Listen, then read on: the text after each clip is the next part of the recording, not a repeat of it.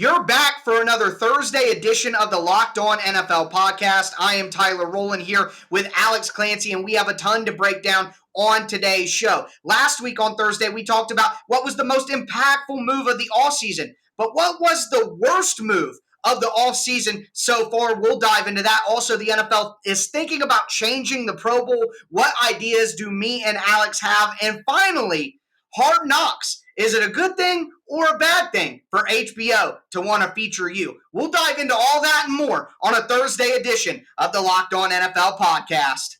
Let's roll.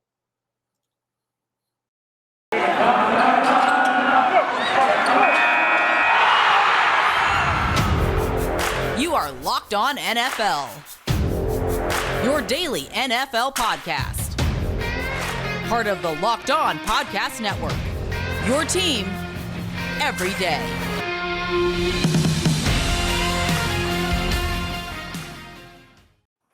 NFL fans, we are back. It is a Thursday edition of the Locked On NFL podcast. I am one of your co-hosts, Tyler Rowland, host of Locked On Titans, although it's showing some different nameage here for us, but I'll get that corrected for you. The other host here is Alex Clancy of Locked On Cardinals. Want to thank you guys for making the Locked On NFL podcast your first listen every day. Make sure you subscribe on whatever platform you do stream. Free and available on all platforms all the time, including the Locked On NFL YouTube channel. Make sure that you guys subscribe over there. Hit that notification bell and throw a thumbs up on the video if you're watching right now. The first segment that me and Alex are diving into today is kind of a companion segment to a topic that we touched on last Thursday, and it was the most impactful move of the NFL offseason so far. But what was the most impactful in the other direction for these NFL teams? What was the worst move that hurt a team the most throughout this offseason? Now, last week, Alex kind of looked at a team move. I looked at a big picture item for the NFL, and we might be taking opposite stances when it comes to that on today's show. Alex, what do you think was the worst or the most harmful move of the NFL offseason so far? I mean, saying this kind of delicately, I guess, we are a football podcast. Okay, so this is a football conversation. And there are some, underlying conditions surrounding this player's move that have to be notified about.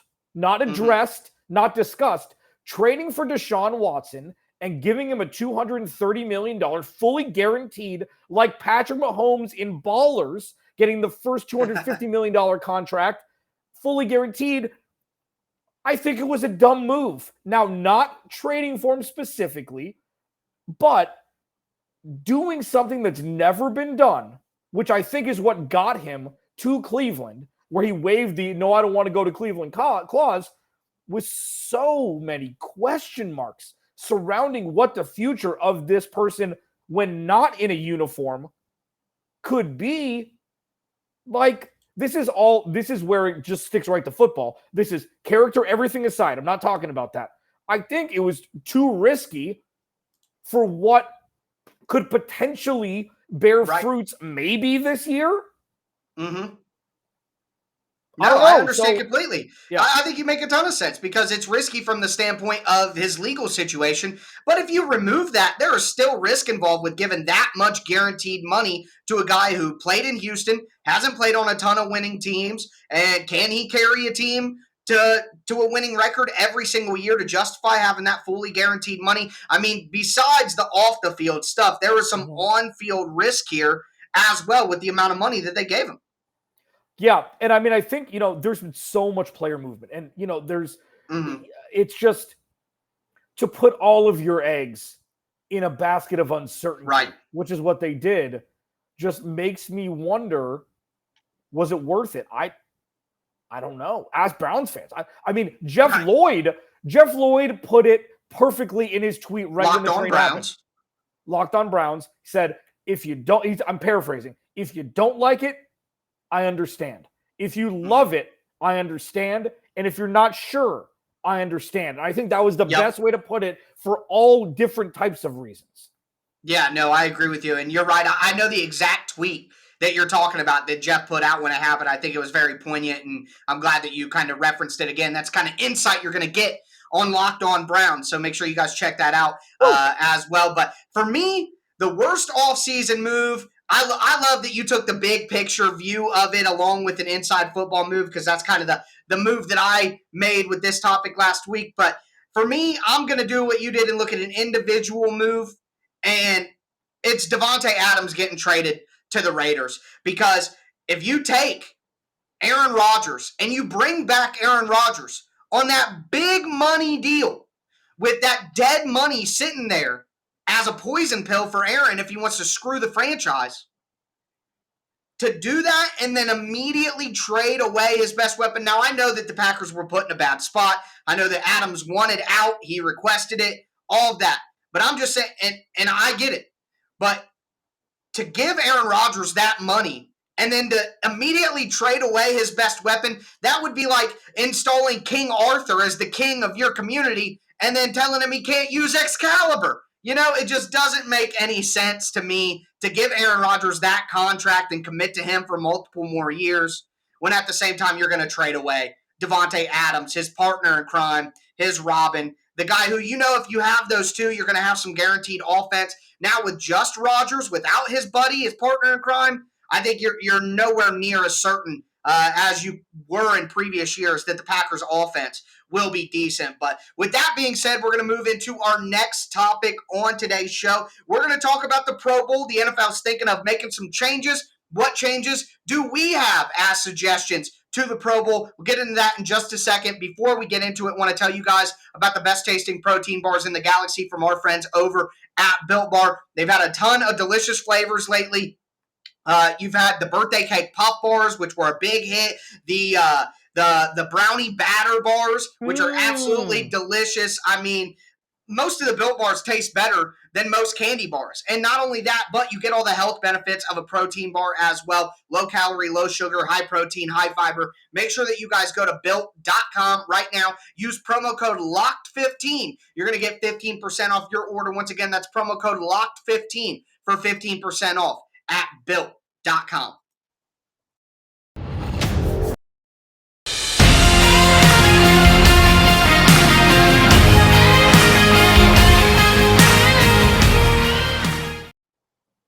Second segment, Locked on NFL Thursday. Alex Clancy, Tyler Rowland. He is Tic Tac Titans on Twitter. Locked on Titans, Monday through Friday. Free and available wherever you get your podcast. Alex Clancy, I'm Locked on Cardinals. Free and available wherever you get your podcast. YouTube, etc. Thanks for making Locked on NFL your first listen each and every day. Free and available on our platforms, including the Locked on NFL YouTube channel. You know, Hard Knocks has had an evolution. Initially, Hard Knocks was looked at as, oh man, that team's so lucky. They're getting the inside info. They're getting all the inside scoop. They're getting all the bright lights of the home box office all up in their grill piece during their offseason.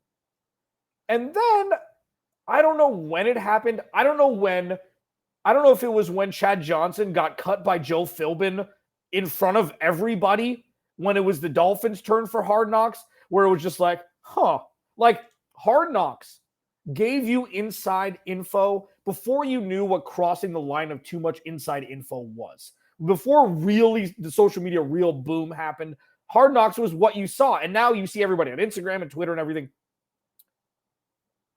When we do Hard Knocks now, the in-season version, you're going to be looking at the 2022 Arizona Cardinals.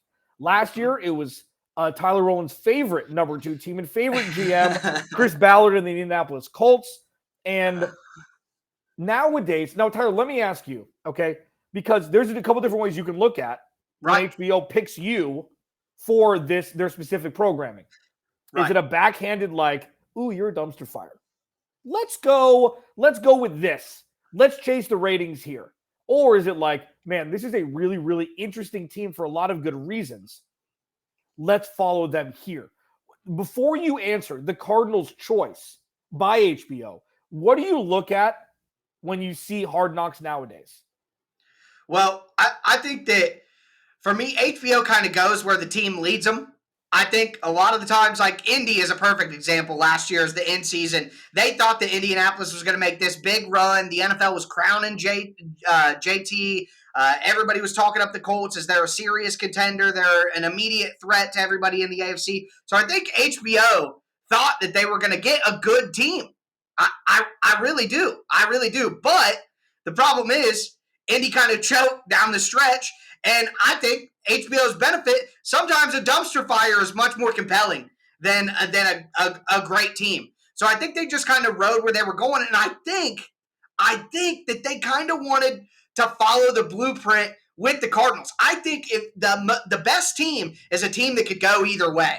That's why I think the Dallas Cowboys were an interesting Hard Knocks team, because they could go either way. They could be an absolute clown show, or they could be the best team in the NFL with the talent. And I think that a team like Indy could have, they did have the talent to be a serious contender late in the AFC. But because they had Carson Wentz, they also had the ability to kind of blow up in their own faces. And I think Arizona just fits that mold so perfectly. They have the talent to be the best team in the NFC. If everything went right for the Cardinals, they could be the best team in the NFC after it's all said and done. They have the talent to do it. Yeah. But also, as we've seen with Cliff Kingsbury, as you know, not only in the NFL but in college, he has the tendency to coach his worst football late in the year. So by giving Arizona the in-season Hard Knocks, you could get a front row seat to the best team in the NFC or a front row seat to a late season disaster. And either way, that's good ratings for HBO. So I think they're where we've seen them go with teams they expect to be really good and teams we expect to be bad. I think they're finding a sweet niche here of teams that could go one or the other direction, boom or bust picks. I think that's kind of smart television. Yeah, I think you're right. And I say this, I've said this since we found out about Hard Knocks with the Cardinals on Locked On Cardinals, that you're going to find out. You're going to find out. Like, it may not be, there's going to be the glitz and the glamour. There's going to be the player profiles and visiting their homes and seeing their family and humanizing people, that some people need to be reminded that these people are human beings and they're not just fantasy football and betting, droids that people bet on. It's so stupid. Like, I don't think like that. So I don't understand. A lot of people do. You look at the death threats and the angry DMs that people get now after teams lose games. It's wild to me. But I feel like we're going to find out a little bit. We're going to find out what Cliff Kingsbury's like. Does he wear socks? Like, we're going to find out if he's a guy it's a leader of men or not. We're going to find out what Kyler Murray's like. We're going to find out more. And I'd love to see that, even though I get a closer taste than a lot of other people do. Mm-hmm. I want to know. I want to see what it's like, what everybody else thinks about the Arizona Cardinals. I want to see if Steve Keim shows his true self. I want to see if this is just going to be a fluff piece that gets a little extra cheese in the Cardinals' back pocket. Like, I don't know. What I do know is I'm stoked to watch it either way as a fan of football and as somebody who covers the team. Alex Clancy, Tyler Rowland, Locked On NFL Thursday. Coming up next, I think the NFL is at a tipping point with the Pro Bowl like the game that we saw that was I think it was 8-year-olds controlling the NFL players' bodies during the game from a black ops site, because that wasn't football. What would you replace, if anything, if you're the NFL? We're going to hit that next. Locked On NFL Thursday. Stay right there.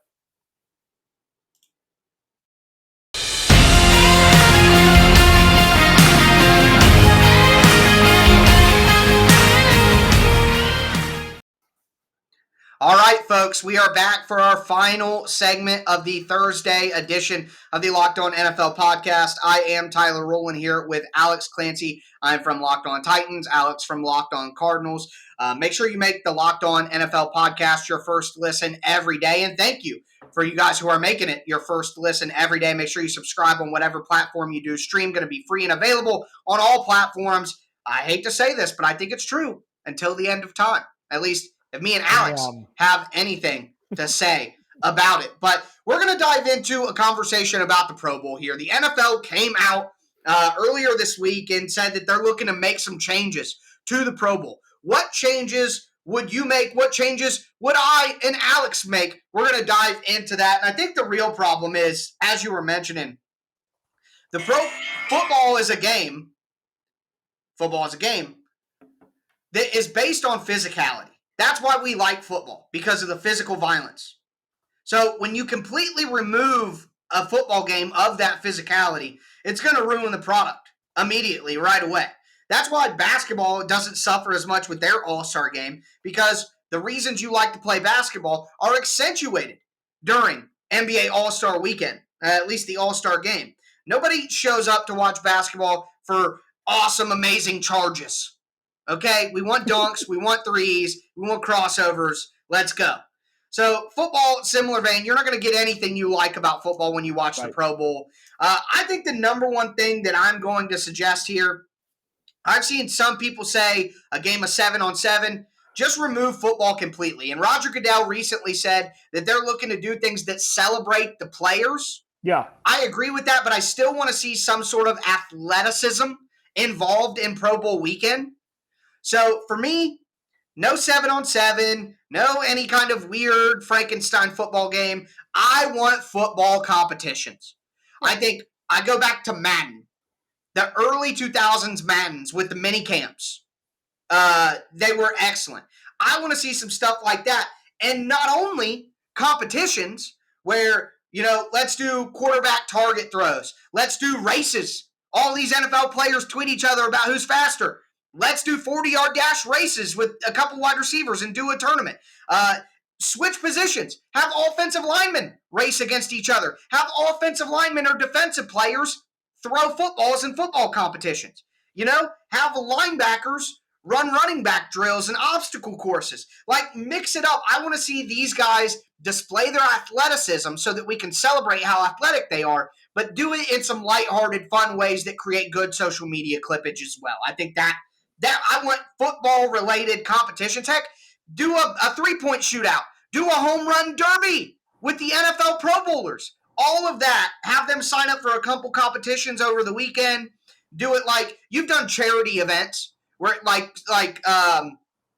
when I volunteered for Special Olympics, not only did we go and support the Special Olympians and theirs, but they had like a Special Olympics competition where we did the events to raise money for charity through a job I had.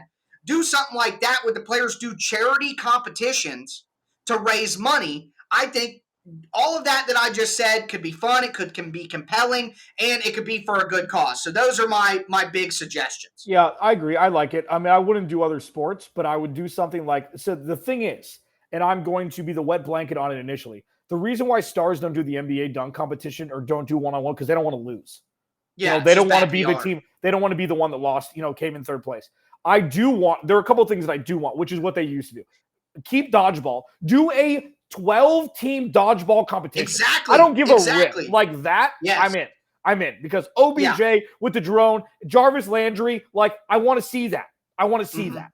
And, if maybe you have, one offensive lineman, you have everybody, like old NHL 94 hockey. You had the skinny guys, you had the fat guys, you had the medium guys. And they all had their different, speed, whatever. So you do that. You do one of everybody, one of every position, 11 on 11, 10-team tournament. I'm in. Yeah. Like maybe NFC West, maybe every division has a team. Number one, I want to do kicking competitions with kickers. I want to see a kicker make a 70-flipping-yard field goal. That's what I want to see. So you have Justin Tucker. You have guys like this. The only issue with all of this is, just like the home run derby, guys don't want to get hurt. So, and the third one that I want to see who throws the ball the farthest. I don't care. I want it to be a quarterback. So if Josh Allen doesn't want to do it, I get it because he doesn't want to throw his arm out of his socket. These guys do this in practice all the time. Those are the three that I want to see. I want to see dodgeball for 24 hours straight. I want to see kickers kick field goals beyond the 50-yard line. And I want to see quarterbacks throw the damn ball down the field. That's the nerd stuff that I think would sell a lot better. And sure, do it for a charity, just like the NBA does, where every quarter a certain charity wins $100K. Yeah. And whoever wins the game wins $250 or whatever it is. Make it about charity. But yeah, I don't think having offensive linemen kick field goals would be fun. And I also think it would be embarrassing for adult men. You're being selfish. Shame on you. It would be hilarious, man. It would be great, and it would pop on social media. Man, I agree. I want to see the competitions. I want to see quarterbacks do quarterback stuff too. But, man, I would just love – imagine OBJ and Jarvis Landry out there throwing at targets, trying to – I think it would be hilarious. It would be competitive. I just think football guys are a little bit of a different breed than basketball guys. While there is an absolute diva quality to football players, I think it's a tad bit lessened in football players who are a little more, rough around the edges than basketball players generally. And if you've ever been around high-level athletes at college or anywhere, you know what I mean, that football players are just a different type of guy than basketball guys. So I think while basketball guys shy away from the I don't want to get last slam dunk contest stuff, I really do think that football players would chime in. But that's going to do it for our Thursday edition of the Locked On NFL podcast. I am Tyler Rowland, host of Locked On Titans. Alex Clancy, Locked On Cardinals, will be back on Friday. Your boy Q and Chris Carter, they finally got rid of me on a Friday. I was starting to take over. But that's going to do it for us today. You guys enjoy the rest of your day and stay safe out there, everybody. Take care of each other. Have a good one.